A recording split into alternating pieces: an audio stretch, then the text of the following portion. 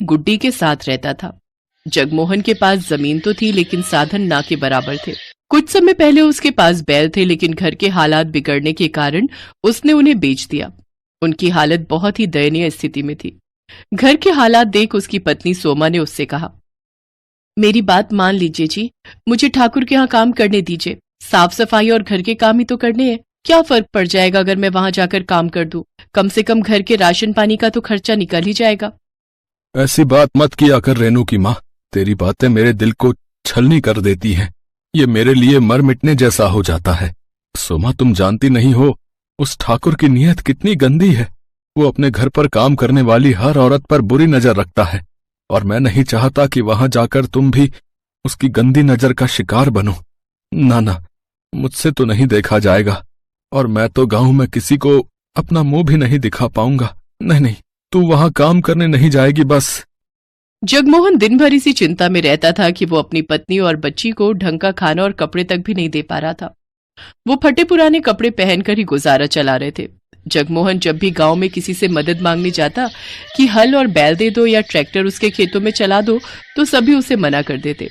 एक दिन अपने खेतों को फावड़े से खोदते खोदते वो अधमरा सा हो गया। उसकी सूखी जमीन पर फावड़ा भी नहीं चल रहा था, लेकिन वो लगातार फावड़ा चलाए जा रहा था। उसकी आंखों के सामने बार बार अपने परिवार का चेहरा आ रहा था।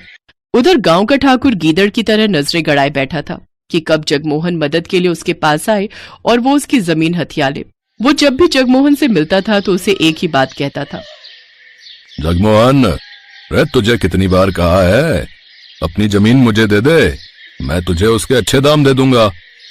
नहीं साहब, पैसे तो एक दिन खत्म हो जाएंगे, लेकिन जमीन ये मेरे पूर्वजों की निशानी है, भला इन्हें मैं कैसे बेच सकता हूँ। ये कहकर जगमोहन चला जाता है। ऐसे ही कुछ दिन बीत जाते हैं। एक रोज सोमा उससे कहती है, सुनिए जी, घर में आटा नहीं बचा है और ना अचार सब्जी, कुछ भी खाने को नहीं है। अब हम क्या खाएंगे जी? सोमा, तू रेनू के लिए कुछ देख है तो हम तो भूखे भी सो जाएंगे। लेकिन आपने भी तो सुबह से कुछ नहीं खाया जी, आपको भी तो भूख लगी होगी ना। भूख तो लगी है सोमा, लेकिन मेरी जेब में पैसे नहीं है कि मैं बाजार जाकर आटा खरीद सकूं, और खेत पूरी तरह बंजर है, उसमें घास तक का एक अंश नहीं होता है।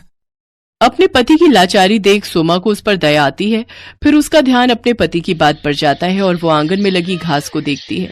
फिर उसे तोड़कर लाती है और उसे पतीले में उबाल लेती है। फिर सिलबट्टे पर पीसकर उसका पेस्ट बना लेती है और उसमें नमक, मिर्च, हल्दी, अजवाइन मिलाकर उसे तवे पर डाल देती है। फिर उसकी गोल सी रोटी बनाकर तैयार कर लेती है। ये ले रेनू, मेरी बच्ची, अपनी माँ को माफ करना।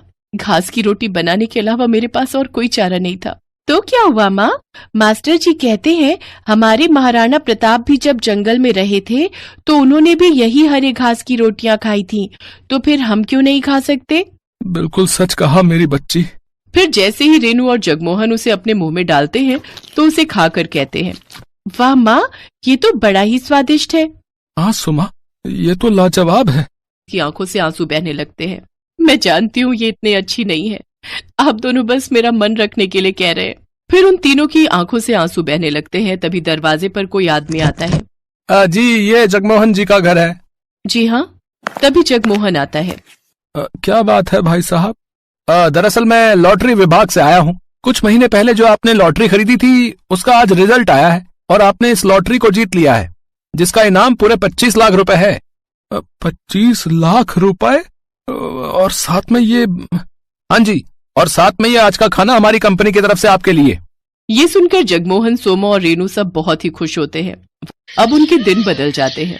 जगमोहन ट्रैक्टर बुलवाकर अपने खेतों पर चलवाता है, जिससे उसकी बंजर भूमि में जान आ जाती है और उसमें फसल उगाती है। साथ ही वो अपने लिए पक्का घर भी बनवा लेता है और अब शहरों से नई नई खाद लाकर अपने खेतों पर डालता है, जिससे उसकी फसल अच्छे से तैयार हो जाती है और वो उससे भी काफी पैसे कमाने लगता है। देखते ही देखते अब वो उस गांव का सबसे अमीर आदमी बन जाता है।